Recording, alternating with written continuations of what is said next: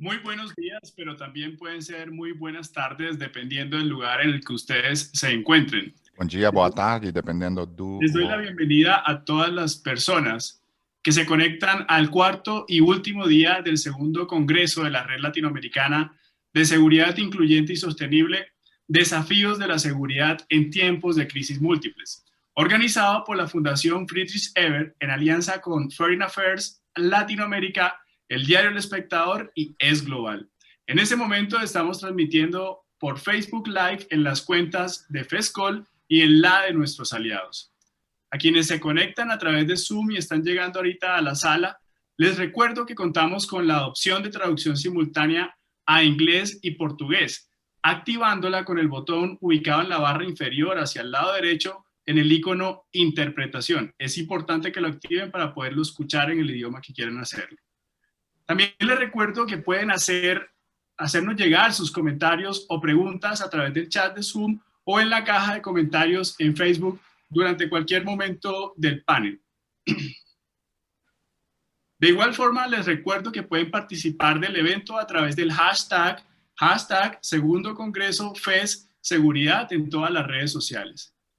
Muy bien, han sido 3 días de mucho aprendizaje a partir de análisis y reflexiones y debates muy interesantes sobre la concepción de la seguridad en América Latina. Han sido 5 paneles muy nutridos. Si desean revivir estos paneles, pueden encontrarlos en la página de Facebook de FESCOL.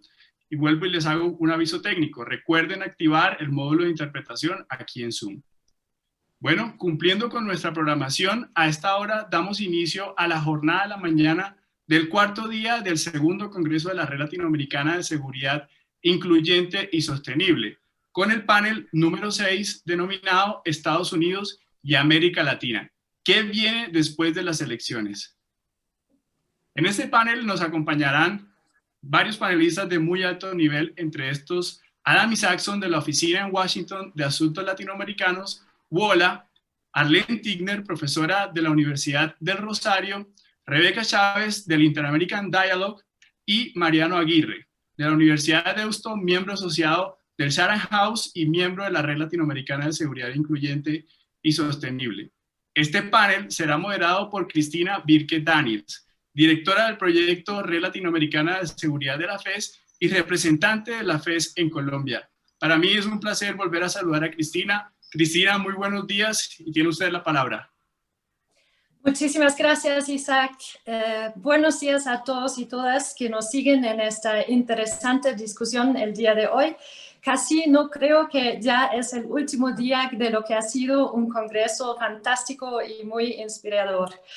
Bienvenidos en nombre de la Red de Seguridad Incluyente y Sostenible y bienvenidos en nombre de Friedrich Ebert Stiftung. El mundo ya ha pasado unas semanas analizando las elecciones en Estados Unidos en muchos espacios y aunque es un tema con aprendizajes políticos profundos, no vamos a discutir más sobre las elecciones. Quisiéramos ya concentrarnos en la nueva administración del presidente electo Joe Biden y la vicepresidenta Kamala Harris. Vamos a preguntarnos qué es lo que cambiará y con esta nueva administración y qué es que no cambiará.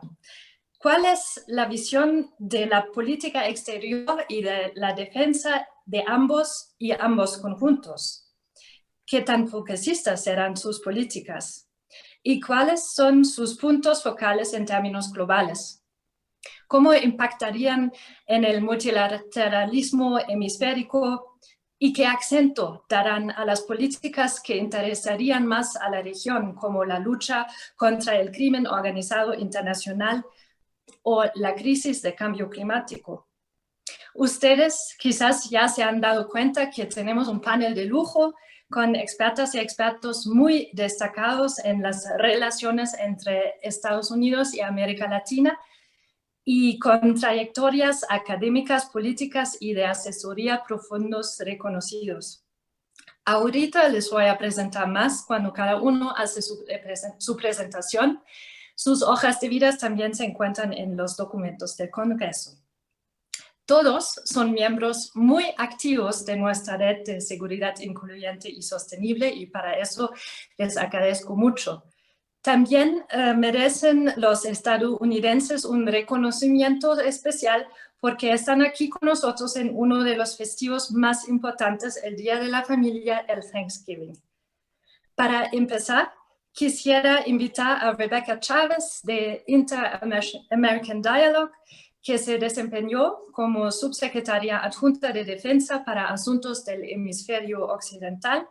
Antes, doctora Chávez fue profesora de Ciencias Políticas en la Academia Naval de los Estados Unidos y en Annapolis, Maryland. Ella es especialista en la seguridad del hemisferio occidental y en la política latinoamericana.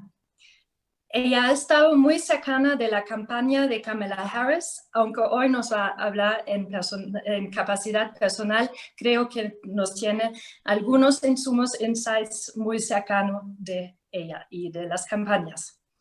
Rebecca, con la crisis de la pandemia ensanchando, creo que el mundo, aunque tiene muchísimas expectativas sobre la nueva administración, tiene una inquietud inmensa. Y eso es si realmente con tanta atención que debería dar a la política nacional, ¿tendrá la administración tiempo de interesarse al resto del mundo y a los vecinos del sur? Veremos una mayor o menor atención respecto a América Latina. Y el hecho de que la comunidad latina en Estados Unidos fuera decisiva durante la campaña, ¿cambiará algo en la visión hacia América Latina? En fin, Rebecca, ¿qué prioridades tomaría en la política exterior y de defensa esta nueva administración en los primeros 100 días de su enlace? Tienes la palabra.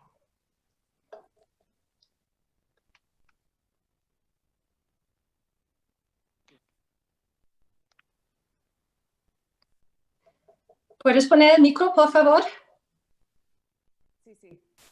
Sí. Yes. Sorry about that. Discúlpenme. Buenos días a todos. Cristina, muchas gracias a ti por organizar este panel. Me enorgullece ser parte de esta red que está tan comprometida para tener una seguridad sostenible. Me honra estar en esta discusión con Mariano, Aren y Arlene. Todos, tengo tremendo respeto por todos ellos y estoy entusiasmada de escucharlas a todos. Cristina me pidió que hablara sobre la probabilidad de las prioridades de la administración Biden-Harris. Y como mencionó Cristina, voy a hablar como observadora, como ciudadana privada en este caso. Y también como anteriormente fui oficial del gobierno, que fui responsable por muchos temas relacionados. Voy a hacer esto en 3 partes. Y la primera tiene que ver con algo que Cristina acabó de mencionar. Y esto es el reconocimiento de Biden-Harris, que lo que sucede en Estados Unidos directamente y absolutamente impacta nuestra habilidad para tratar nuestros abordajes con el exterior. Lo segundo que quiero hablar es hablar sobre el énfasis sobre la diplomacia y las alianzas. Podemos esperar un abordaje de diplomacia primera en esta nueva administración. Y finalmente, si hay tiempo, quiero hablar sobre algunos ejemplos de cómo su abordaje pudiera tener políticas que trabajarán con Latinoamérica, con Harris y Biden. Un elemento clave entre las políticas de la visión del nuevo gobierno es entender de lo que sucede a nivel doméstico impacta nuestra agenda global también. Aquí voy a utilizar los ejemplos de los valores democráticos y la regla de la ley, que es un área donde no tenemos credibilidad en estos últimos 4 años. Cuando yo miro el estado de la democracia en los Estados Unidos hoy, es como si Trump le quitó una hoja de la política de Latinoamérica. Ha atacado instituciones democráticas que son esenciales. Y un ejemplo que es de preocupación a nuestro grupo es el uso de los militares para suplementar a la fuerza pública. Y esto es un gran mensaje durante la administración de Obama. Los Estados Unidos ha pedido que los Estados Unidos saquen a sus ejércitos de las calles. Pero ¿cómo será que los Estados Unidos pueda dar este mensaje cuando tenemos soldados activos en uniformes de combates en protestas pacíficas en los Estados Unidos y en partes de Washington, D.C. Biden y Harris entienden que no podemos atacar la democracia en nuestro país a no ser que cuidemos nuestra propia casa primero. Y yo sé que eso va a suceder con este gobierno. Y algo que discutí con Mariano en el pasado es que yo estoy confiada que vamos a actuar con humildad también. Tenemos un entendimiento que va a tardar tiempo reconstruir la confianza cuando hablamos con la comunidad global en estos temas. El segundo pilar tiene que ver con la democracia y la diplomacia y las alianzas. Biden y Harris van a reconstruir el Departamento de Estado que la administración de Trump trató de destruir. Están comprometidos a colocar la diplomacia en su lugar, en el centro del enganche global. Van a priorizar nuestras alianzas y ambos van a ser muy claros en su rechazo a la administración de Trump sobre el bullying que ha aislado nuestros propios bienestares. Podemos esperar un enfoque en la fortaleza de nuestras alianzas y sin duda yo sé que esto nos va a ayudar a democratizar las naciones para las acciones colectivas que son tan necesarias para abordar los problemas de seguridad tan complejos que existen hoy, que son transfronterizos, las cosas como las pandemias, el cambio climático, la migración masiva, la proliferación nuclear y aún el autoritarismo. La última cosa que quiero hacer es darles ejemplos de la región. Biden y su equipo reconocen la importancia del Caribe y Latinoamérica. Y esta es una región que, como ustedes conocen, que el presidente Trump ha vacilado entre no revisar y malicia por otra parte. Como todos ustedes saben, el vicepresidente o el presidente electo Biden tiene experiencia con esta región y él va a tratar a las Américas como los aliados que son. Nuestro hemisferio tiene retos que tenemos que discutir, obviamente, pero los retos han sido exacerbados por un presidente que destruye familias, que enjaula niños, insulta y amenaza. Requieren liderazgo que pueden ayudar a unir a la región con una causa común. El primer ejemplo que les voy a dar es el abordaje con Venezuela, donde las políticas de Trump y las amenazas militares de intervención no aseguraron una transición democrática. En vez, lo que hizo es que aisló los mismos aliados que necesitamos para apoyar la democracia en la región. Biden y Harris ambos están comprometidos para trabajar con nuestros socios para facilitar una solución política, pero también para entregar asistencia humanitaria y para proteger a los refugiados venezolanos. Vale la pena notar que tanto Biden como Harris, temprano durante las primarias presidenciales, se comprometieron a darle a los venezolanos un estatus de protección temporal en Estados Unidos. El segundo ejemplo en Centroamérica y la migración de Guatemala, El Salvador y Honduras. Biden y Harris, y de nuevo, esto es algo que cada uno de ellos mencionó durante las elecciones primarias, reconocieron que la falta de esperanza y es una desesperación que hace que la gente se van de sus casas y cruzar hasta Estados Unidos. En una forma muy contraproductiva, Trump dijo que se iba a recortar la asistencia a estos países. Biden y Harris dijeron que van a reinstituir, incrementar el financiamiento con un plan de $4,000 millones para abordar las causas raíz de la migración, incluyendo la violencia y la pobreza. El tercer punto es la respuesta a COVID-19. Así como las cifras de casos comenzó a tener picos en Latinoamérica, Trump anunció que él iba a duplicar los bienes militares en el Caribe y en el Pacífico Oriental para combatir los narcóticos. En vez de mandar los Navy Destroyers y la Coast Guard, los Estados Unidos deberían mandado asistencia humanitaria. Y existen 3 cosas concretas que podemos esperar nosotros durante esta pandemia. Primero, es la restauración del financiamiento a la Organización Mundial de la Salud. Segundo, la resucitación de la seguridad de la salud global.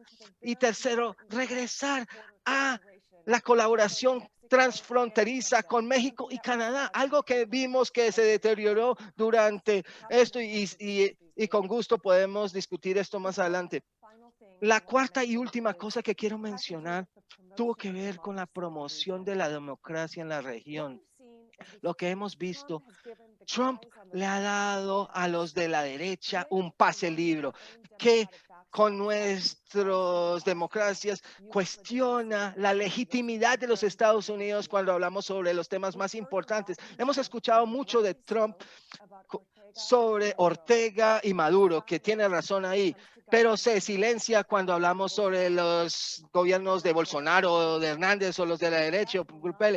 Eso no será el caso con Biden y Harris, que también saben que los Estados Unidos ha sido más efectivo en avanzar con su agenda de democracia cuando lo hacemos a nivel regional, internacional, con las comunidades. Conocen muy bien la experiencia con mecanismos anticorrupción como el CICIG de las Naciones Unidas, lo que están haciendo en Guatemala y el MASI de la OEA en Honduras. Con Biden y Harris podemos esperar un regreso y una apreciación al multilateralismo. Voy a parar ahí en este momento por el tiempo, pero ojalá que tengamos buenas reacciones de nuestros panelistas y quiero escuchar preguntas de nuestro público. Gracias. Muchísimas gracias, Rebeca, por esta perspectiva que enfoca nuestra expectativa positiva sobre la nueva administración. Ahora queremos profundizar un poco los temas que señalaste, enriquecido por la experiencia de los demás expertos. Por eso invito al próximo Adam Isaacson, desde 2010. Adam trabaja por la Oficina de Washington para Asuntos Latinoamericanos y ahí tiene un programa de veeduría de defensa que monitorea las tendencias de seguridad y cooperación militar de los Estados Unidos en las Américas. Es uno de los más grandes expertos en Colombia y sigue temas de seguridad latinoamericanos y caribeños en relaciones internacionales. Desde décadas con una producción de conocimiento inmenso. Tiene una maestría en Relaciones Internacionales de Yale y antes de trabajar en BOLA, trabajaba, por ejemplo, por el Center for International Policy, Centro Internacional de Política, y también en San José, Costa Rica. También en los últimos años, Adam ha seguido un tema que fue uno de los temas más controversiales desde el punto de vista de fuera de Estados Unidos, la política de fronteras y de migración. Bienvenido a esta discusión. Tú nos dices cuáles serían los desafíos más grandes de la nueva administración respecto a estos temas que ya mencionó también Rebeca y qué diferencia puede quizás hacer el primer secretario de Seguridad Nacional con un background latino, Alejandro Mayorkas. Adam, tienes la palabra. Gracias, Cristina. Gracias, Rebeca, también por esta excelente introducción de todos estos temas. Es un gusto estar con todos. Pues sí, yo diría que medio ambiente y migración son los dos temas donde vamos a ver los cambios más profundos y radicalmente distintos desde el gobierno de Trump hasta el gobierno de Biden. Hay otros temas, por supuesto, pero esos dos principalmente. Y el primer señal muy importante de que va a haber un cambio dramático de los años de Trump en lo de migraciones fue, sí, el nombramiento de Alejandro Mayorkas, un hijo de migrantes cubanos, alguien quien manejaba el tema de DACA, el programa para los migrantes no documentados que llegaron como niños, dándoles un permiso especial para quedarse en Estados Unidos cuando estaba en el gobierno de Obama. Alguien que sí, viene de ese entorno de derechos a migrantes. No sabemos cómo va a ser Mayorkas en temas de seguridad fronteriza, por ejemplo, que no tiene tanto récord ahí, pero sí es un cambio importante. Pero sí, para revertir cómo eran las cosas en temas migratorios en el segundo periodo de Trump, o para andar en una nueva agenda en política migratoria, el gobierno de Biden tendrá que hacer muchas cosas. no tendrá que cambiar leyes, porque en el Congreso durante los últimos 4 años no se aprobó casi nada de la agenda de Trump, gracias a la oposición democrática y gracias al trabajo de ONG como WOLA también. Pero Stephen Miller, el asesor de línea dura de Trump y su entorno, es que tejieron una red muy compleja de reglas y órdenes ejecutivos y otras medidas solo del rama ejecutivo que van a ser bastante difíciles de desenredar y va a tomar meses o años para hacerlo. Mientras tanto, un reto es que hay cierto temor de que vendría otra nueva ola de migración, especialmente de América Central, debido a COVID, debido a 2 huracanes en 2 semanas y debido al hecho de que, bueno, ya se conoce o se sabe que el presidente de línea dura está saliendo. Pero pues hay como 10 cosas que probablemente hará el gobierno de Biden y los resumo en los 2 minutos y medio que me quedan. Primero es restablecer DACA, lo que acabo de mencionar, que puede cubrir 700,000 jóvenes, más tal vez 4,000 más que pueden ingresar ya al programa que no pudieron durante el gobierno de Trump. Segundo, parar la construcción inmediatamente del famoso muro de Trump en la frontera. Y eso va a pasar rápidamente, van a decir que dejen de construir. La pregunta es si van a desconstruir, si van a tumbar algunas partes de ese muro de Trump por razones de, no sé, de medio ambiente, por ser sitios sagrados a los pueblos indígenas de Estados Unidos. Todo eso queda por verse. Tercero es acabar con el programa Remain in Mexico, Quédate en México, que ha enviado a más que 70,000 buscadores de asilo de otros países a pueblos fronterizos mexicanos para esperar sus audiencias en el sistema de Estados Unidos. Muy cruel ese programa. Cuarto, dicen que van a salir de los acuerdos de tercer país seguro con Guatemala, Honduras y El Salvador, donde envían a buscadores de asilo a esos países a buscar asilo allá en vez de en Estados Unidos. Probablemente van a preservar el estatus temporal protegido TPS, que es una medida que deja quedar en el país a ciudadanos de países víctimas de desastres naturales o otros desastres creados por seres humanos, que se aplica a salvadoreños, haitianos, nicaragüenses, hondureños y probablemente pronto a venezolanos también. Van a crear una fuerza de tarea para buscar y ubicar a cientos de padres de niños migrantes separados de sus familias durante el gobierno de Trump. Séptimo, van a incrementar el número de refugiados dejados entrar al país a 125,000. Durante el último año ha sido menos que 15,000. Van a quitar la prohibición de viajes a los ciudadanos de 13 países predominantemente musulmanes. Van a congelar las deportaciones por 100 días mientras buscan repensar a quién deportar y a quién no. Finalmente, lo que no queda claro, y dejo con este punto, es que durante el COVID han ido expulsando inmediatamente a todos que se agarran en la frontera.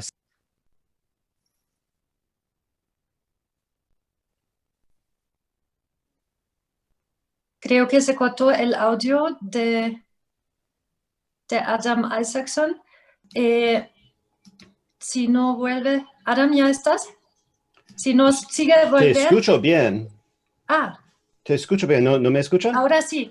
Ok. No, sí. Bueno, solo voy a dejar diciendo que, bueno, no sé dónde dejé, pero el gobierno de Biden no ha dejado claro qué van a hacer. Todo me parece bien.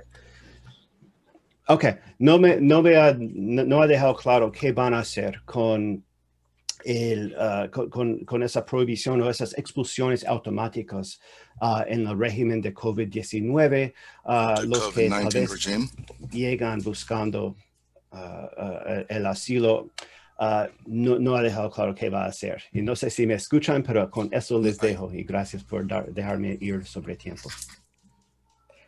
Bueno, muchísimas gracias, Adam. Nos has dado unos insights más profundos en un tema que creo que es importante, sobre todo para las poblaciones de América Latina. Ahora espero que se solucionaron algunos pequeños problemas en el background aquí con la ayuda técnica para que podamos invitar a la próxima intervención, que sería la profesora Aline Tickner. Es profesora de la Universidad de Rosario en Colombia. Anteriormente fue durante 2 décadas profesora titular de la Universidad de los Andes. Tiene un PhD en estudios internacionales de la Universidad de Miami y un máster de Georgetown University en estudios latinoamericanos. Aline es experta distinguida en relaciones internacionales, teoría y seguridad en América Latina y el hemisferio occidental, la política exterior colombiana. Muy bienvenida. Como experta también en relaciones Colombia-Estados Unidos, quisiera mirar un poco el tema de las relaciones personales entre presidentes. Rebeca ya nos mencionó algunos, el de Brasil, el de Colombia, se alinearon mucho con la administración de Trump y me imagino que ese puede crear algunos desafíos ahora en este momento, no tanto en el nivel personal, pero también en el nivel de políticas. Y quizás una segunda pregunta, tú pensarías, Rebeca ya también nos habló del cambio en la política contra el crimen organizado. ¿Tú piensas que habrá un cambio significativo en la política, en lo que se ha llamado en todos estos años la guerra contra drogas? Tienes la palabra. Buenos días. ¿Sí me escuchan? Para estar segura. Ok.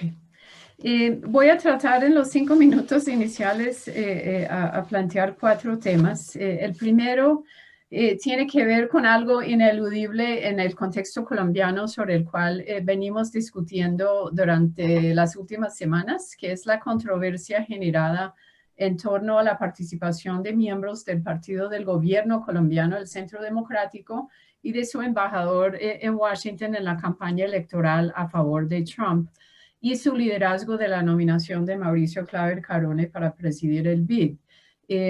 Esto sugiere, como Rebeca nos ha anticipado, que no todos los presidentes de la región están contentos con la elección de Biden, y creo que habría que sumar al presidente Duque de Colombia entre este no selecto grupo de mandatarios.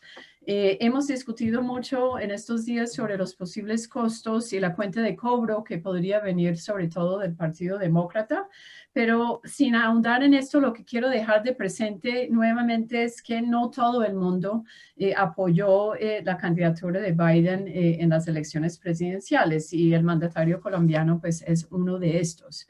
Esto quisiera explicarlo muy brevemente en función de lo que uno podría describir como una cercanía, por no decir sumisión estrecha, de Duque ante el gobierno de Trump, que hace un contraste fuerte con el gobierno de Santos, al que voy a volver al final, que obedece principalmente en el caso del gobierno actual a la búsqueda de apoyo para su agenda relacionada con 3 temas, a mi modo de ver: cultivos ilícitos, acuerdo de paz y Venezuela. Y estamos hablando de una agenda no necesariamente progresista, sino de la búsqueda por parte de Trump de apoyo en una posición de mano dura frente a los cultivos ilícitos, una posición no de apoyo, sino de crítica al proceso de paz, y una asociación en lo que ha sido la aplicación del cerco diplomático, que ha fracasado, como Rebeca también nos ha señalado con mucho más detalle. Y a ojos del gobierno de Duque, los réditos de este apoyo han superado la volatilidad de las posiciones de Trump frente a Colombia y frente al mandatario Duque mismo, como Rebeca también nos ha señalado. Trump ha combinado desinterés, críticas, apoyo, condenas, lo cual hace muy difícil estructurar una relación bilateral con certidumbre y certeza, como tal vez existió en el pasado. En cuanto a lo que podría venir en las relaciones de Colombia, Estados Unidos, con un presidente Duque que apoyó, al menos si no él, integrantes de su partido y de su gobierno, con un Estados Unidos presidido por Biden, creo que podríamos anticipar cambios de forma que en el fondo podrían tornarse cambios de fondo, valga la redundancia. Si recogemos estos 3 puntos que acabo de señalar, cultivos ilícitos, implementación de los acuerdos de paz y Venezuela, en estos 3 se observa la posibilidad de que las posiciones de un gobierno de Biden cambien y que se distancien de las posturas que ha tenido el gobierno colombiano frente a estos temas. Frente a drogas ilícitas, hemos conversado mucho en otros espacios sobre el no esperar demasiados cambios en este terreno, pero yo sí creo que un gobierno de Biden sería más abierto a enfoques alternativos frente a este tema. La pregunta es hasta qué punto el gobierno colombiano propondrá esquemas alternativos, y creo que he insinuado que esto no se debe anticipar, al menos en los 2 años que faltan del gobierno de Duque.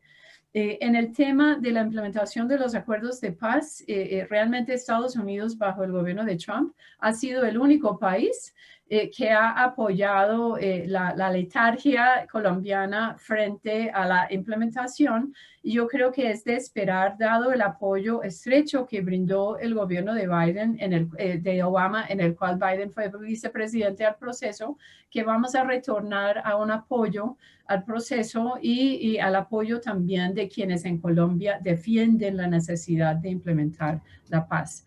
Y finalmente, en el caso de Venezuela, creo que Rebeca nos ha insinuado que podrían haber cambios, y creo que uno de los grandes interrogantes que queda en el caso colombiano es hasta qué punto la posición colombiana, que ha sido inamovible hasta este momento en cuanto a la posibilidad de negociaciones para lograr una transición política en este país, es difícil imaginar este cambio. Entonces, para cerrar, y tendré que retomar el futuro, que era con lo que quería terminar para la segunda ronda, anticipo unas relaciones que seguirán siendo estrechas, pero que no necesariamente serán fáciles desde el lado colombiano, toda vez que el gobierno de Duque, mediante una alianza estrecha con Trump, pese a la volatilidad, pues se verá en dificultad para acomodarse a los cambios que se avecinan en la política exterior de Biden frente a Colombia.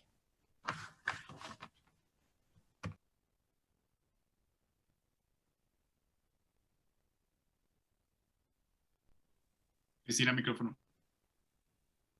Ay, qué pena. Perdonen. Entonces, my apologies for not having unmuted my microphone. Muchas gracias. La primera ronda es para thank you abrir very los much. The temas first y round vamos is to más a open. profundo en la segunda. Because these Ahora topics, we're quisiera going to go a little bit invitar a deeper in the Mariano second Aguirre, round. que es analista de política internacional, especialmente cuestiones de Oriente Medio, América Latina y política exterior de Estados Unidos. Es un Associate Fellow de Chatham House, Londres. Es asesor del Instituto de Derechos Humanos de la Universidad de Ulster en España, en Bilbao, y Fellow del International Institute en Ámsterdam. Él fue asesor senior de la Oficina de Coordinador de Residente de la ONU en Colombia y trabajó por el Centro Noruego de Resolución de Conflictos. También ha trabajado por la Fundación Ford.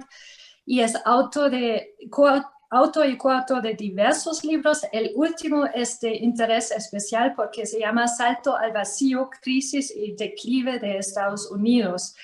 Si echamos un vistazo al panorama general ahora, Mariano, ¿tú crees que el declive de los Estados Unidos como poder internacional se voltaría en la administración Biden? ¿Y qué opinas sobre la posibilidad de reforzar el nuevo multilateralismo, sobre lo cual Rebeca está muy optimista? Hay quizás la esperanza con John Kerry para renovar la agenda de los acuerdos clima de París, o qué tenemos que esperar especialmente para el multilateralismo hemisférico. Tienes la palabra.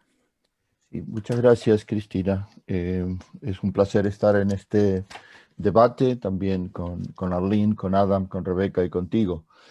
Respondiendo rápidamente a tus preguntas. En primer lugar, creo que más allá de lo que ha sido el desastre de la administración Trump y lo promisorio que se muestra la administración Biden, Estados Unidos está en una época, en un ciclo largo de, vamos a decir, pérdida de poder hegemónico.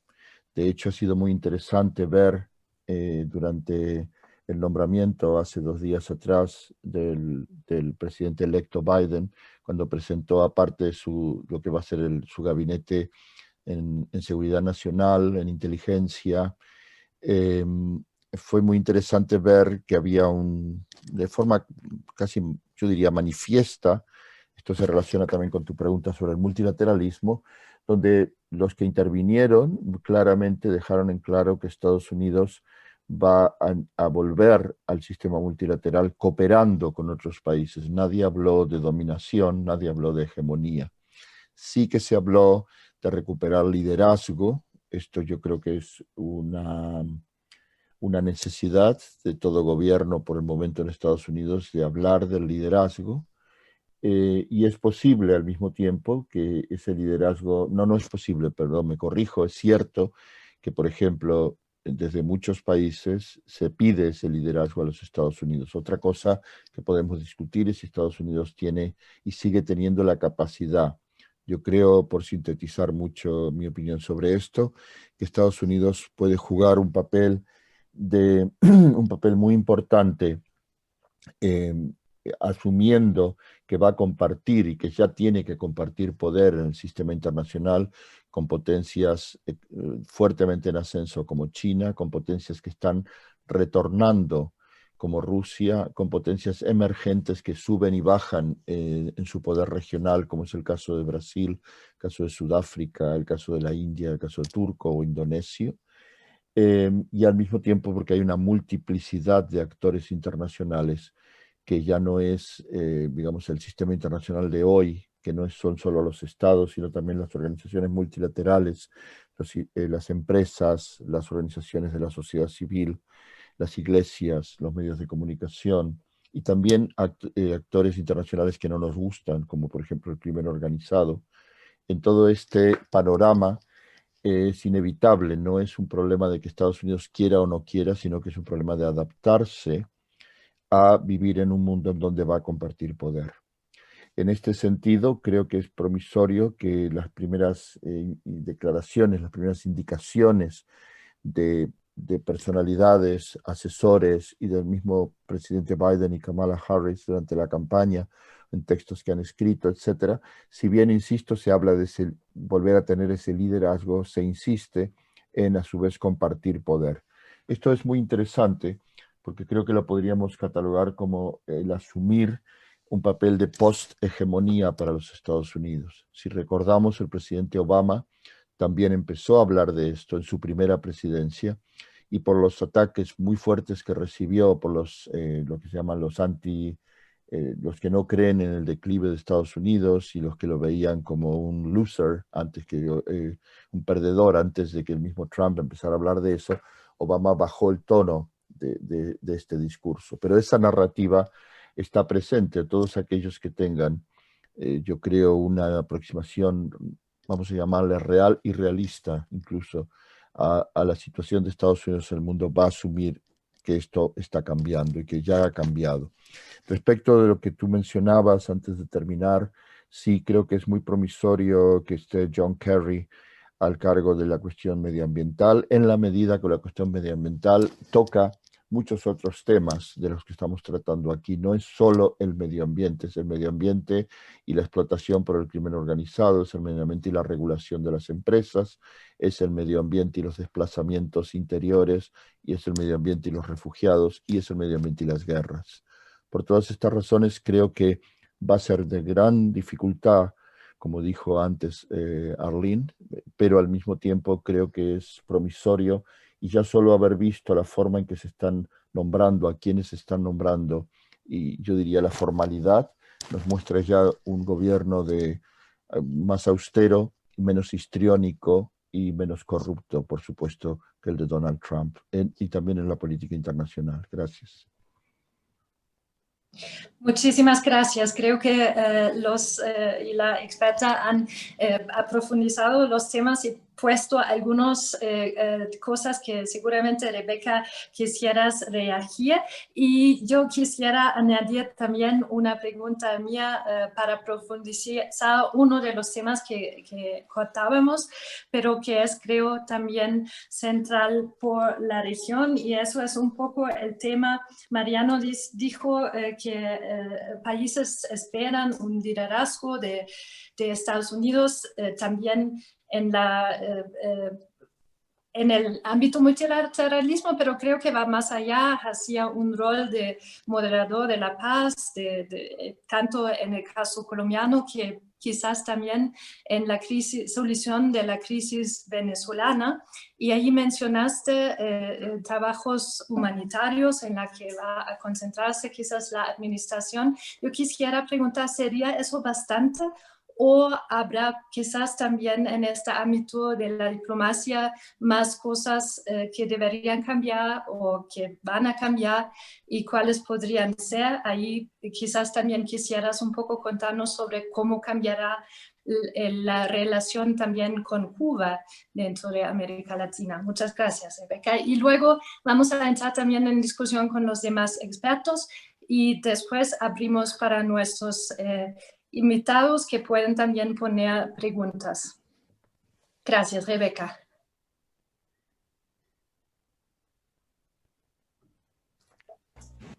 ¿Tienes el micro? Les pido disculpas, se me olvidó desmutear de nuevo. Bueno, voy a hablar de una pregunta que me hicieron en relación de Cuba. Primero que todo, como ustedes saben, Biden trabajó con la decisión de Obama para reabrir las relaciones con Cuba y podemos esperar que eso va a ser una de las prioridades de la administración que viene, de la presidencia que viene. Y esto es algo que Kamala Harris también ha estado monitoreando estrechamente. Yo creo que una de las primeras cosas que podemos o que vamos a ver,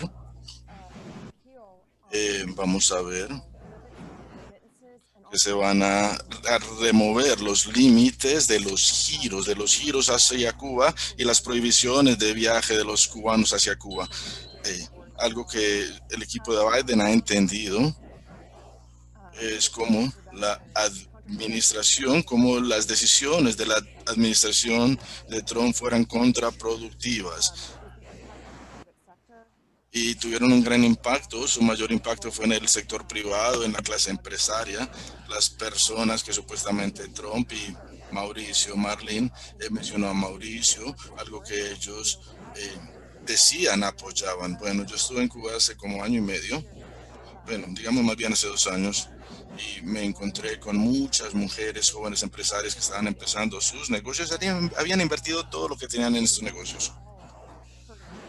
Y a todas les estaba yendo muy mal. A muchas habían quebrado, cerrado sus negocios y perdido todo. Así que podríamos esperar, yo pienso, un retorno a la apertura de Cuba. Creo que también podemos esperar que tempranamente vamos a tratar de reabrir nuestra embajada en Cuba y también a enviar diplomáticos a Cuba. Como les dije, tengo mucha esperanza de que va a haber una reconstrucción muy rápida del Departamento de Estado, así que espero que enviemos diplomáticos rápido a Cuba para retomar las discusiones no solamente con el gobierno cubano, sino también con la sociedad civil cubana y con miembros de la oposición.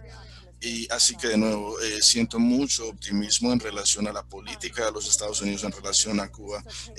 Quiero, pues si está bien, quiero mencionarles algunas otras cosas que han mencionado mis compañeros panelistas. Uno de estos, además de los puntos excelentes de Adam en relación a la migración, bueno, no nos sorprende a que esté de acuerdo con Adam. Pero quiero resaltar también que la administración de Biden-Harris también ya dijo que de hecho van a respetar el derecho de Estados Unidos e internacional en relación a los que buscan asilo, refugiados buscando asilo. Van a permitir que se escuchen, que se hagan audiencias de los casos y recientemente en los Estados Unidos han habido mucha atención en relación a personas de Nicaragua que llegaron a los Estados Unidos y tenemos la administración de Trump que de un lado, bueno, escuchamos que el Departamento de Estado dice que Nicaragua es una dictadura, que la oposición en Nicaragua comete torturas y asesina, y utilizan la excusa que Adam mencionó, que debido al COVID-19, entonces no podemos aceptar a estos refugiados que vienen a buscar asilo, así que los estamos deportando a los nicaragüenses y estamos colaborando con el departamento nicaragüense en estas deportaciones. Y Trump, obviamente, Adam también lo mencionó el estado de protección temporal. La administración de Trump ha hecho un gran esfuerzo para remover este estado de protección temporal de los nicaragüenses, y yo tengo confianza de que Biden va a proteger a estas personas que tienen TPS, los va a proteger para que no tengan que regresar a sus países inseguros. Y aprecio los puntos que hizo Arlene también en relación a Colombia. Y como tú dices, Arlene, yo creo también que esto vamos a ver cambios importantes. Yo espero que Biden y Harris y su administración van a promover que Duque cumpla con los acuerdos, con las promesas del acuerdo de paz. Pienso que a todos estamos un poco desmotivados con lo que ha ocurrido, y también van a hablar acerca del tema de las muertes de activistas sociales, los asesinatos de activistas sociales en Colombia. Y como mencionó Mariano, también qué pena, me estoy quedando sin tiempo. He hablado con Tony Blinken, el secretario de Estado, que va a ser nominado, y con Jake Sullivan, asesor nacional de seguridad. Ellos entienden la importancia de esta región. La monitorean estrechamente, y pienso que a pesar de todas las otras prioridades que tiene la administración es muy difícil ignorar a las Américas y a Latinoamérica, porque son una oportunidad, y también por la crisis en Venezuela, y también por los temas de migración que también nos mencionó Adam. Rebeca, si quieres un poco, porque ahí también he revisado un poco el chat, ahí hay muchas preguntas sobre si es realista pensar en la ayuda humanitaria en corto plazo con Venezuela, y un poco más sobre esta pregunta que quizás formuló un poco indirecta de si habrá una revisión del régimen de sanciones contra Venezuela, están preguntando en el chat. Quizás solo te regalo un minuto para estas dos preguntas, y luego también hay más preguntas para los demás.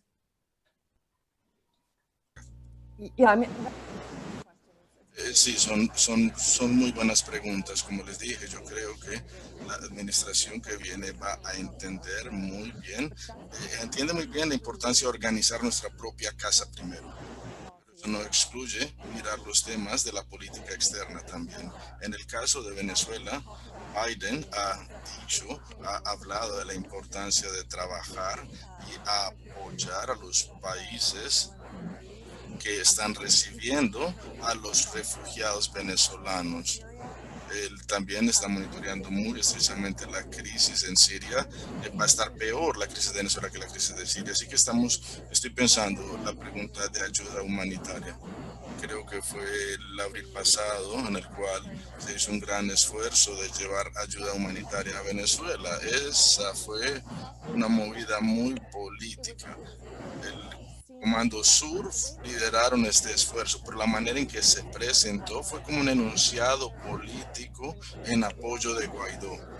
Sabemos todos que llevar ayuda humanitaria a cualquier lugar debe ser una acción apolítica.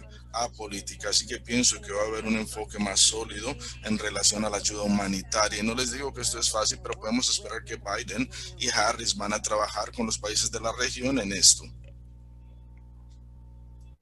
Muchísimas gracias. Ya veo que los demás expertos quieren to jump in, to join the conversation. Entonces, Adam, quizás quieres continuar. Ya. Pues hay tanto que comentar, y desafortunadamente yo perdí por problema de audio la contribución de Arlene. Entonces, si repito lo que dijo ella, perdona, fue por fuerza mayor.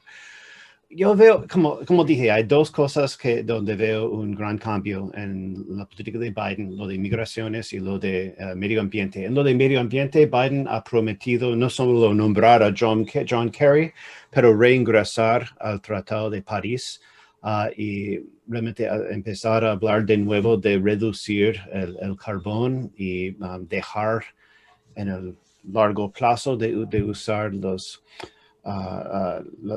combustibles no renovables, que es un compromiso muy importante, pero obvio que requiere de más de 4 años para hacerse, pero va a ser un eje principal de su política exterior.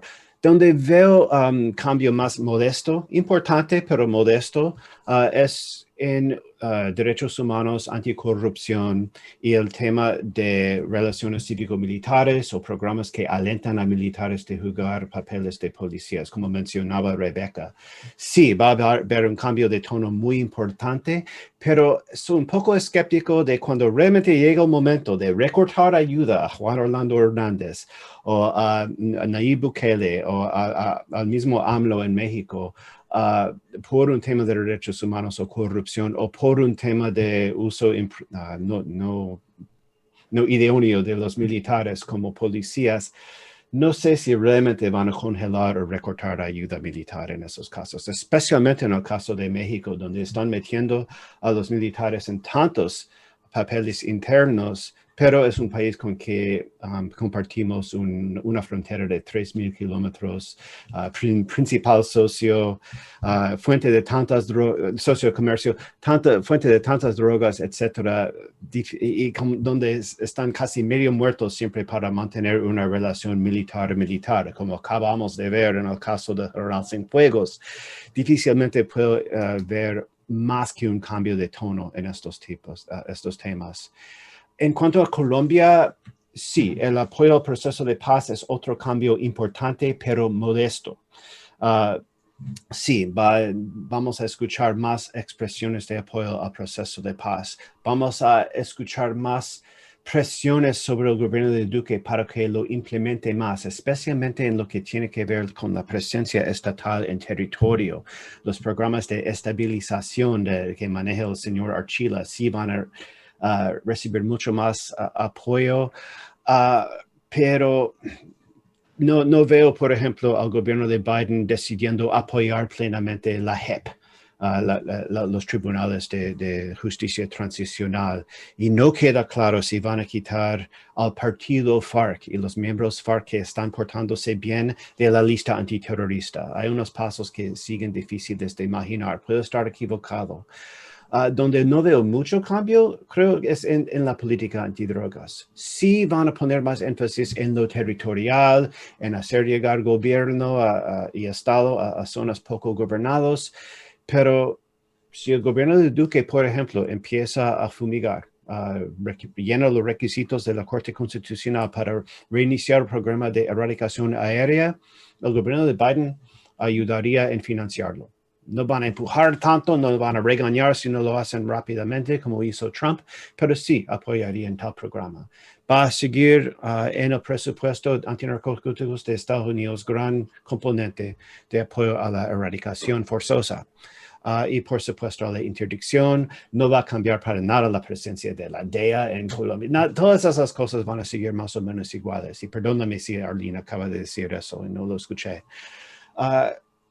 Dicho todo eso, en el caso de Colombia, ustedes en Colombia, si viven en Colombia, vio en los medios colombianos muchas entrevistas con oficiales o miembros de la campaña de Biden rogando a los uribistas y al partido gobernante que dejen de inmiscuirse o involucrarse en la campaña electoral, especialmente en el estado de la Florida.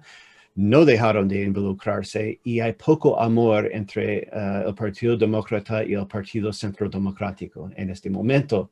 Esa falta de amor sí va a expresarse, me imagino, en maneras de apoyar a Colombia desde Washington, que sí son maneras de apoyar, pero sí son un estorbo para el gobierno de Duque. Presiones para implementar el acuerdo, presiones sobre proteger los líderes sociales, presiones sobre, no sé, la independencia judicial, escándalos de derechos humanos en el ejército. Eso sí van a llegar, aunque es más cuestión de tono, va a ser un cambio bastante importante visto desde Colombia.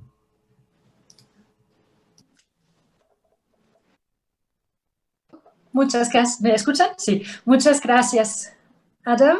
Aline, me imagino también en continuación, para ti también había el pedido de profundizar un poco la pregunta sobre el acuerdo de paz que en Colombia, que parece que también entre los participantes está muy de interés. Aline, tienes la palabra. Primero que todo quiero pedir excusas. Parece que hay un problema en la plataforma a la hora de escucharnos mutuamente. Entonces no pude escuchar la intervención de Adam. No sé si Adam me escucha a mí. Pero si repito algo, pues quiero pedir perdón por anticipado, pues por lo que voy a plantear. Hay dos preguntas sobre la posible posición del gobierno de Biden-Harris frente al tema de la paz en Colombia. Ya mis colegas han anticipado un poco sobre esto. Una tiene que ver con la posibilidad de que haya más presión diplomática y política para la protección de excombatientes, un tema sobre el cual pues justamente la JEP versó en el día de ayer. Yo creo que de la mano de la insistencia en la defensa de los derechos humanos y la protección de activistas sociales, defensores de derechos humanos, sí podemos anticipar una mayor insistencia en que el gobierno adopte medidas efectivas para brindar protección, que es absolutamente indispensable a los excombatientes. Y creo que como Rebeca también adelantó, lo cual me alegra mucho escucharlo, puede haber una mayor insistencia en que el gobierno Duque cumpla con lo acordado en el Acuerdo de Paz de La Habana. Y de nuevo, pues ha contado Duque con el apoyo de Trump justamente para no hacer esto ante las presiones de prácticamente todos los demás países del mundo y de las organizaciones internacionales que de alguna u otra manera tuvieron que ver con el acuerdo de paz. Entonces, esto es algo que creo que podríamos anticipar. Hay otra pregunta sobre el futuro del tal vez mal llamado Plan Colombia 2.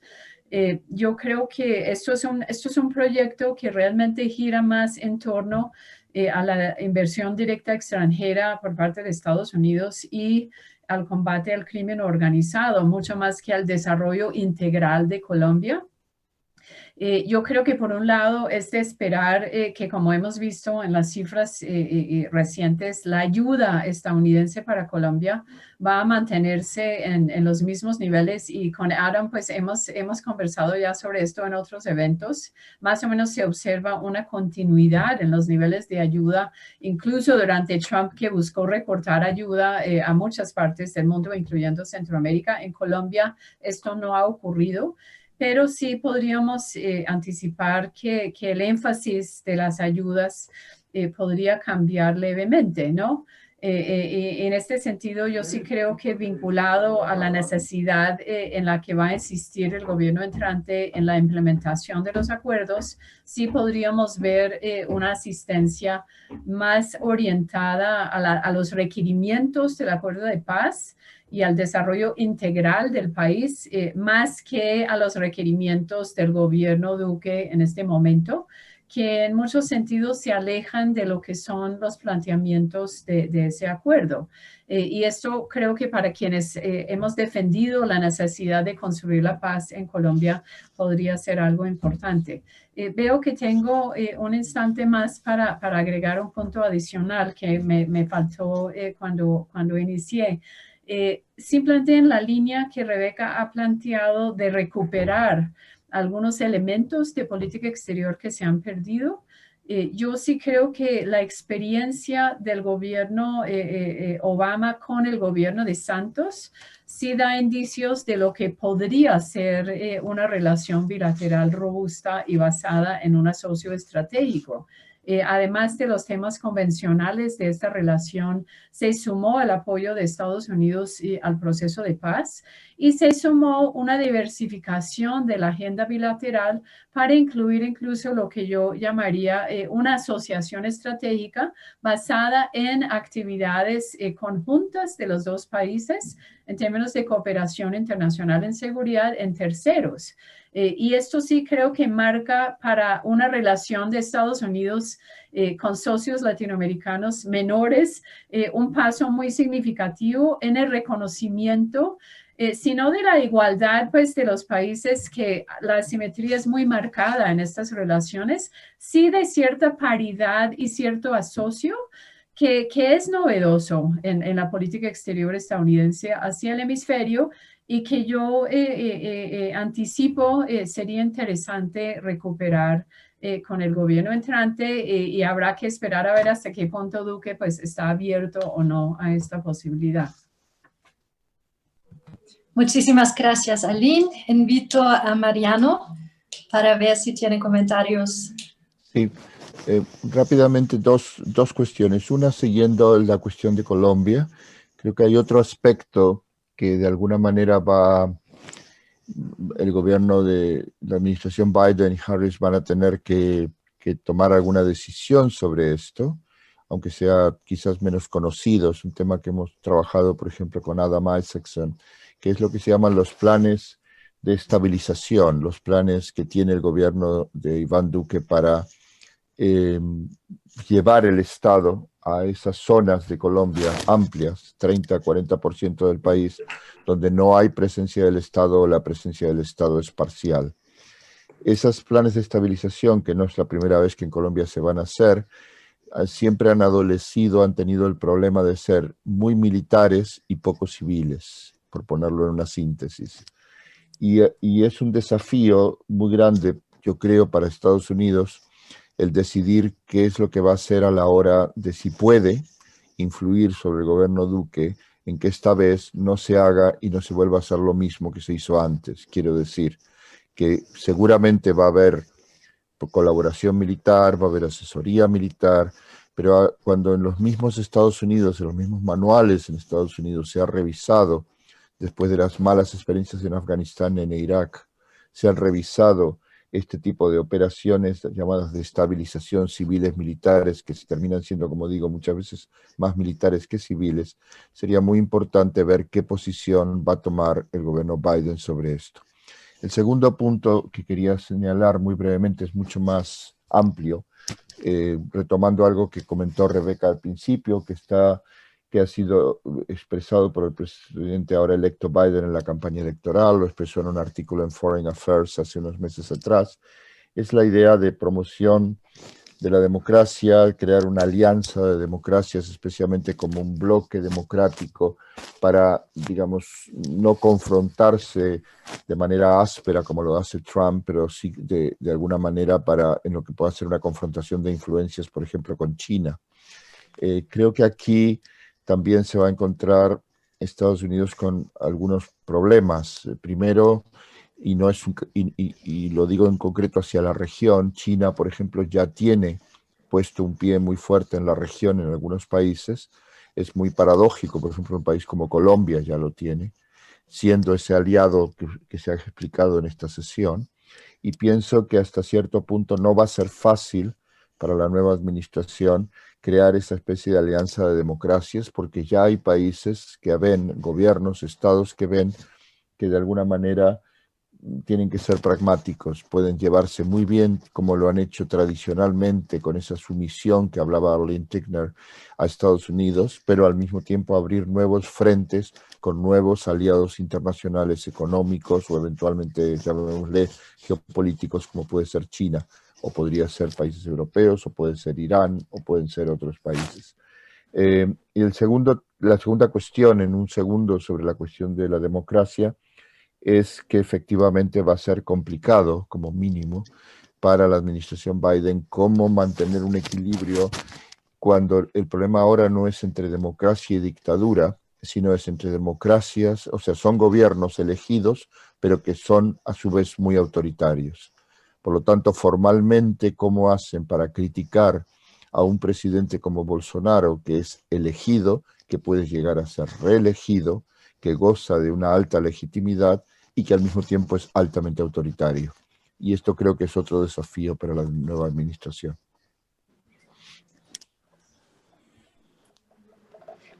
Muchísimas gracias, Mariano. Yo espero o creo que Rebeca Chávez quizás quisiera comentar algunas de las buenas discusiones que se han ahora aquí empezado en el panel y también invito a los demás panelistas si quieren comentar sobre lo que estamos discutiendo, porque me parece que se han abierto unos temas muy profundos y interesantes. En el chat, solo para comentar, también para recordarles que ustedes también nos pueden hacer preguntas en este panel. Por ahora solo veo a partir de saludos especiales un comentario que dice que la situación política es muy compleja en América Latina, también lo acaba de decir Mariano, y uno de los comentarios dice que trata mucho sobre el modelo económico, si se mantiene o se sustituye por uno más humano. Los élites de algunos países no piensan renunciar a mantener sus privilegios y mucho depende del rumbo que marquen los demócratas al frente de la Casa Blanca. ¿Podría, es la pregunta, Joe Biden humanizar a las élites gubernamentales de América Latina? Uy, bueno, Rebeca. Great question. And, Muy buena pregunta. Realmente, if you don't mind, I'm going si to no les importa, yo voy a start with just comenzar comment on some of the other panelists, and then con lo que dijeron los otros panelistas y después yo respondo la pregunta, pero yo quiero primero resaltar un punto que Arlene nos hizo antes sobre la diversificación de las relaciones bilaterales. Y yo creo que esto es clave. Yo creo que, así como Obama, durante la administración de Obama, yo creo que el presidente Biden conoce muy bien que estas relaciones tienen que ir más allá que los narcóticos. Este proceso de desnarcotizar las relaciones es importante. Como Adam, yo también comparto cierto escepticismo que esto va a ser fácil y rápido o que va a ser algo que vamos a ver de un día para otro. Va a tardar tiempo, pero sí voy a llevar al hecho de que apuntar sobre el hecho que el Congreso estaba tratando sobre revisar los procesos de la guerra contra las drogas. Entonces, y quieren revisar la guerra contra las drogas. Y esto van a hacerlo este mes o en diciembre. Yo creo que esto nos va a ayudar a guiar el pensamiento de la administración. Y estoy muy optimista yo que han hecho un gran trabajo ellos en resaltar las debilidades de las políticas estadounidenses que tuvimos en el pasado. Sobre la diversificación de la agenda bilateral, tengo que decir, basado en mi experiencia con la administración de Obama, que vimos esto con ejemplos serían Colombia, una énfasis en lo que dijo Arlene antes sobre el recuperación del territorio. Mariano, tu punto sobre más militares y menos civiles, yo creo que eso se entiende en la administración, que realmente para poder tener una recuperación social del territorio que no puede ser una acción militar. Creo que vamos a ver un diálogo expandido en esta idea de desarrollo integral. De restauración integral. Y yo quiero resaltar dos aquí, y esto realmente de pronto trata sobre la cuestión o la pregunta sobre los elites, utilizando el lente de la diversificación de las relaciones bilaterales. Primero que todo, el presidente electo Biden fue crítico para recibir financiamiento para la estrategia de Centroamérica que abordó la causa raíz de la migración. Y realmente hubo un gran énfasis sobre el elemento de gobernabilidad y también sobre el elemento de desarrollo económico. Y cuando teníamos que ver con la seguridad del Departamento de Defensa, donde trabajaba yo, con derecho, nosotros estábamos enfocándonos con este programa en vez del elemento de seguridad sobre la estrategia. Realmente se enfocaba más sobre el programa de las reglas de las leyes, y en términos de...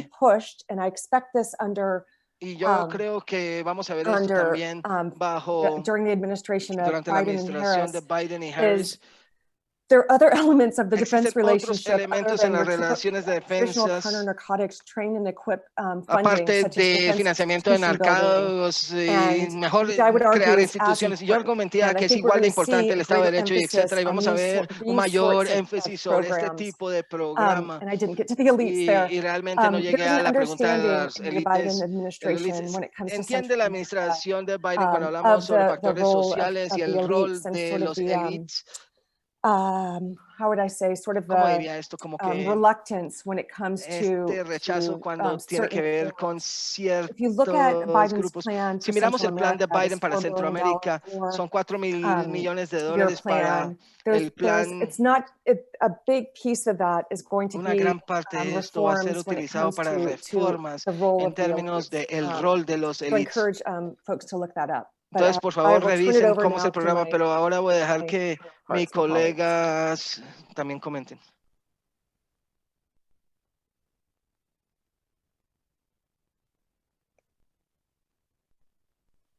Micrófono.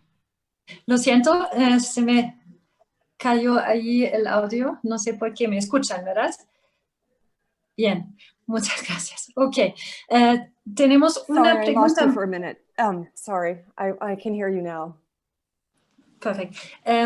Lo siento, la virtualidad nos pone desafíos cada día nuevos, pero estamos ya superando todos.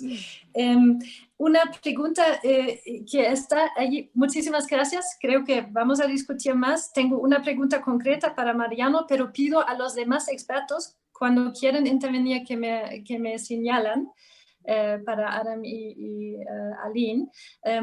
Una pregunta más concreta que está aquí en el chat es para Mariano. ¿Cuáles serían las policías de Biden para Perú y Bolivia? Y no solo en el ámbito que ya hemos expandido mucho de antidrogas, pero más sobre la minería y los recursos naturales ilegales. Entonces, minerado de manera ilegal.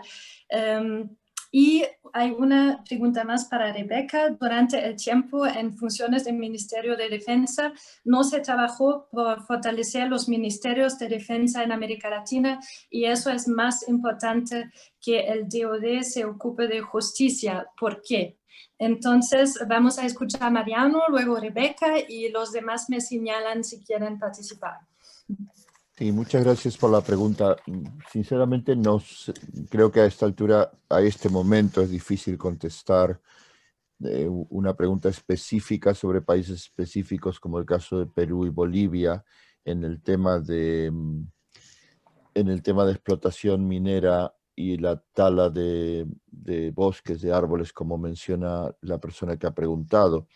Sí creo que se puede decir que las dos cuestiones, por lo menos de acuerdo a lo que han ido explicando durante la campaña, durante como se han pronunciado las personas que ahora están empezando a estar en el equipo de Biden y lo que la misma Rebeca nos explicó al principio, sería coherente que los dos temas, en la medida que están fuertemente relacionados con la cuestión medioambiental, fueran tomados, dada esta visión, vamos a decir, fuertemente medioambientalista con la que viene la administración Biden. Y en segundo lugar, también, como acaba de mencionar Rebeca, creo que es importante que si el gobierno Biden se plantea trabajar por lo que se llama el imperio de la ley, the rule of law, trabajar por sistemas de justicia, es muy importante también pensar en lo que vaya a ser la regulación internacional de todo el sector privado en la explotación de recursos en general en diversos países, en particular en Latinoamérica, más en particular en estos dos casos que se mencionan en la pregunta. Gracias. Muchas gracias. Antes que doy la palabra a Rebeca, no sé si viste en el chat, hay una pregunta más para ti. ¿Qué líneas podrían darse en materia de cooperación hemisférica en el área de defensa y profesionalización de Fuerzas Armadas? Pues es un pedido para concretizar un poquito más lo que mencionaste. Tienes la palabra, Rebeca. Great, thank you. Thank you for those questions. Muchas gracias por esas preguntas y Ruth, realmente agradezco su pregunta. Siempre haces preguntas muy buenas. Solo quiero decir un par de cosas sobre su pregunta sobre construir una institución de defensa. Este es un programa que no implementamos o que no lo utilizamos suficientemente como lo que deberíamos haber hecho, pero creo que va a haber más fondos para este programa en el futuro. Realmente es un programa que ha sido de alta demanda, tiene mucha demanda, pero creo que esta administración actual, por lo menos la de Trump, no creo que ellos entienden la importancia de esto. Yo creo que Biden tiene un historial en esto y yo creo que realmente el financiamiento de narcóticos para ser realista, va a ser una gran parte para la lucha contra las drogas, pero yo creo que para la capacitación de instituciones de Fuerzas Armadas, creo que eso sí es importante. Y si hablemos sobre los detalles, porque yo creo que eso es fascinante, pero creo que muchas personas no les interesa tanto como a mí, pero yo les puedo decir, basado en experiencia, que uno de los resultados de este programa DIV es que tenemos mucha mayor transparencia y rendición de cuentas en los ministerios de defensas. Por ejemplo, con presupuestos de defensa que se publican en línea, hay mayor transparencia, pero sí espero completamente, Ruth, una expansión de este programa bajo el presidente electo Biden. En términos de áreas donde podemos cooperar más adicionales, que es otra pregunta excelente. También esto tiene que ver sobre el punto de Arlene, sobre la expansión o la diversificación de las relaciones bilaterales, pero también la expansión de las relaciones bilaterales de defensa que tenemos en la región. Y aquí yo voy a utilizar el ejemplo de México. Dentro de nuestras charlas de defensa con México al alto nivel, hicimos un gran esfuerzo para ir más allá de los narcóticos. Sí, obviamente el Comando del Norte de Estados Unidos continúa a nivel operacional, que es algo muy importante, pero a nivel estratégico, nuestras discusiones están moviéndose más hacia la agenda global y la agenda regional. Obviamente que eso fue bajo Peña Nieto, que sus planes incluían la responsabilidad social en su plan, pero en la responsabilidad global de esta relación hablamos sobre cosas como la asistencia humanitaria, la cooperación durante desastres, la cooperación para México y mantener la paz entre México y Estados Unidos. Y esto recuerde, fue bajo Peña Nieto, pero por la parte regional hablamos más sobre que con ellos compartimos lo que estábamos haciendo en Centroamérica cuando trataba sobre las estrategias para Centroamérica. Hablamos más sobre lo que podíamos hacer juntos para abordar las causas raíces de los problemas de la migración centroamericana. Entonces el diálogo se expandió, se agrandó. Otra área que es importante, que trabajamos muy cercanamente con Chile en esto, tengo que decirles, y quiero de nuevo resaltar el rol de Marcos Robledo, que trabajé muy cercanamente con él, y es la agenda de paz y seguridad para mujeres. Esto podemos esperar ciertamente de regresarlo a donde estaba como una prioridad dentro de nuestras discusiones con nuestros socios países. La idea, Chile fue un gran líder en trabajar con otros países, en desarrollar acciones nacionales. Y la última parte que quiero mencionar trata sobre la agenda de derechos humanos. Adam, tienes toda la razón sobre México. Y francamente, muchos países en Latinoamérica, la militarización de la policía se está sucediendo. Una cosa que el Comando del Sur de Estados Unidos está haciendo o ha hecho tiene un director dedicado a derechos humanos. Cuando hablamos sobre derechos humanos, los Estados Unidos tienen que hacer esto con más humildad. Yo sí les tengo que admitir esto, pero en este momento el Comando del Sur es el único comando regional con financiamiento dedicado para derechos humanos. Y yo creo que eso podemos esperar que se incremente en otras áreas y en el Comando Sur podemos mejorarlo. Gracias. Muchísimas gracias, Rebeca. Sé que Adam y también Aline quieren comentar, entonces yo vi a Adam antes, entonces quizás empezamos ahí. Ok, te gané, Arlene. Bueno, esa pregunta sobre la minería, la deforestación fue interesante porque creo que en gran parte del gobierno de Biden se va a ver estos temas como, bueno, el reflejo de que hay grupos criminales sacando ventaja de la falta de presencia estatal en esas zonas donde hay tanto tala de bosques y minería ilegal. Va a ser visto otra vez como tema de lo que mencionó Mariano, la necesidad de presencia estatal a través de operaciones o de estabilización territorial. Y con todas esas advertencias sobre cómo debe ser menos militar y más civil. Dicho eso, esos programas son caros y son de largo plazo. Y creo que el gobierno de Biden realmente solo va a invertir mucho en ellos si ve gran evidencia de que los élites locales, los estados locales, realmente tienen interés de participar. No solo de manera militar, pero también civil, pero también de participar de una manera que va a través del gobierno actual, el periodo presidencial actual, porque otro problema grave de que han sufrido esos programas es que son de una presidencia solamente y mueren en el próximo gobierno. Otra cosa que espero que capten en eso, si realmente inviertan en esos programas de estabilización, es el tema de impunidad. Veamos, por ejemplo, en México, en el estado de Jalisco, en Veracruz, hay bastante presencia estatal, pero esa presencia a veces es parte del problema debido a la impunidad de que gozan tantos representantes del estado y de las fuerzas de seguridad en zonas así. Entonces, solo meter presencia estatal tiene que acompañarse de, bueno, dentro de los élites o dentro de la institucionalidad existente, siempre hay que andar buscando a los reformistas, a la gente honesta que realmente busca mejorar el trabajo la tarea de su organización, su institución, y a pesar de las muchas amenazas que enfrenta por hacerlo, que no rodea a los corruptos o a los abusivos dentro de su institución y busca reformar.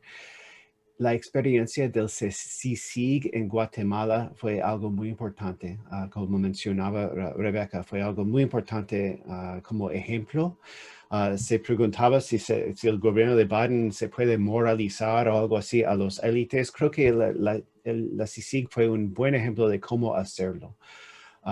Ellos hicieron alianza con la gente recta y honesta dentro de la Fiscalía de Guatemala, el sistema de justicia, y llevaron cientos de casos importantes de corrupción. Así realmente ganando victorias en contra del componente corrupto de la élite, que como nunca se había visto antes. Llegó el gobierno de Trump, dejó el apoyo fuerte del CICIG y hubo una contraarremetida, un backlash en inglés muy fuerte de esa parte más corrupta de la élite guatemalteco. Y el CICIG ahora no existe. Se necesita ese compromiso sostenido que espero que el gobierno de Biden mantenga. Eso nos lleva a buscar a los reformistas dentro del estamento de defensa también, y en eso importan mucho esos programas de construcción interna de defensa, DIB, que mencionó Rebeca. Tratar de crear un cuerpo fuerte de civiles quienes saben hacer planeación de defensa, de evaluar amenazas, de hacer lo de presupuesto y el manejo de recursos, y así realmente poder hacer más gestión de lo que hacen los uniformados.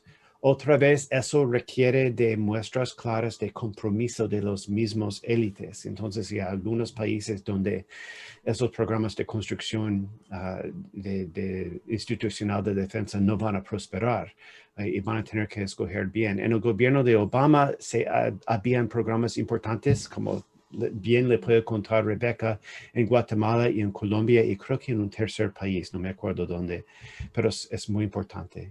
Y con eso Nada más ratifico el apoyo importante a la iniciativa de derechos humanos del Comando Sur, que necesita ser parte de la ley que tiene una partida permanente, porque su existencia siempre es precaria y se necesita también en otros mandos militares regionales. Muchísimas gracias, Adam. Se nos está corriendo el tiempo. Estoy muy mala para pararles porque me interesa tanto el tema y creo que podríamos hablar mucho tiempo. Aline, quizás quieres hacer 3 puntos finales por este debate, seríamos muy agradecidos. Y puedo prometerles que seguimos con estos temas muy importantes en nuestro resto. No sé si 3 puntos finales. Tengo un punto. Mi cierre final optimista sería decir que creo que tal vez no hay que generar falsas expectativas de que de un día para otro todo va a cambiar en la relación de Estados Unidos con el hemisferio, pero en el cambio de la forma en relación con este gobierno de Trump, yo creo que encontramos expectativas interesantes de cambios de fondo y creo que todos hemos señalado esto. Yo quiero señalar simplemente una tensión que observo y que creo que vendrá en la política exterior hacia la región entre la importancia de los temas de medio ambiente que Rebeca nos ha señalado y por otro lado, los intereses comerciales del sector y de inversión del sector privado estadounidense, que es un motor de la política exterior estadounidense en esta región y en el mundo, así como la tensión evidente en la política antidrogas, sobre todo en lo que tiene que ver con la fumigación aérea con glifosato. Y esto sí es muy específico a Colombia, pero siendo Colombia el productor principal de cocaína que llega a Estados Unidos, creo que es una conversación que tendrá que llegar, sobre todo con todas las demandas a Monsanto y las evidencias empíricas contundentes de los daños ambientales y de salud que genera este químico. Entonces, esto es una tensión que vendrá varias preguntas que no logramos responder. Tiene que ver justamente con un tercer aspecto ambiental, el modelo neoextractivista que caracteriza a muchas economías en la región actualmente, tanto de izquierda como de derecha. ¿Cómo jugará esto frente a la priorización de los temas de preservación ambiental que supuestamente van a orientar la política exterior de Biden? Y con esto ya termino, pues porque no hay más tiempo, pero me parece que es un asunto llamativo sobre el cual habrá muchas más conversaciones a futuro. Absolutamente, muchísimas gracias. Me da mucha pena ahora cerrar aquí el panel porque realmente es un gusto discutir con ustedes, es un gusto escucharles. Creo que hubiéramos podido poner el título de esta conversación, mucha esperanza, pero también muchos problemas y muchos sitios de construcción.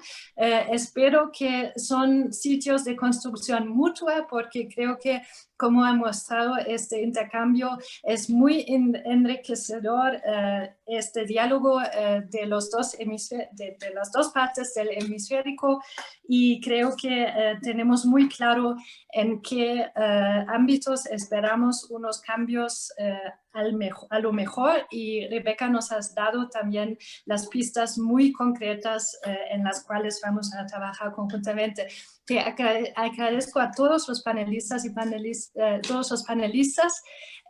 y se me olvidó antes, pero muy chévere que mencionaste la línea de trabajo sobre paz, porque quisiera también invitar a todos que nos siguen ahora al último panel, lástimamente ya, del Congreso, que va a ser en la tarde, que va a ser dirigido por Marcos Robledo, quien es el animador de esta red de seguridad incluyente y sostenible y que nos ha realmente apoyado muchísimo con su trabajo en este año y entonces es muy perfecto de cerrar aquí con esta invitación de seguirnos en la tarde. Muchísimas gracias a todos y todas y ojalá que han aprovechado tanto que yo de este panel fantástico.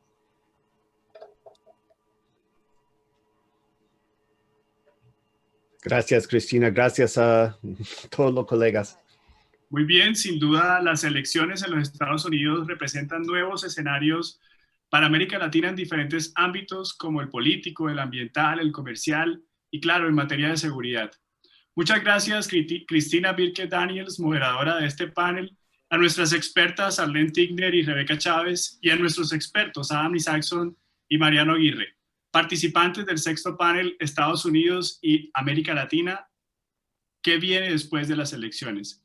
Un panel que se realizó en el marco del segundo Congreso de la Red Latinoamericana de Seguridad Incluyente y Sostenible, organizado por la Fundación Friedrich Ebert en alianza con Foreign Affairs, el diario El Espectador y Es Global. Con este excelente panel finalizamos la primera jornada del cuarto día del segundo Congreso de la Red Latinoamericana de Seguridad Incluyente y Sostenible, Desafíos de la Seguridad en Tiempos de Crisis. Muchas gracias a las cerca de 150 personas que estuvieron conectados con nosotros en Facebook y en la sala de Zoom de FESCOL y en los Facebook de nuestros aliados, El Espectador, Foreign Affairs, Latinoamérica y Es Global. Como decía Cristina, nos veremos más tarde con el panel 7, los múltiples desafíos de la paz en América Latina. Mil gracias.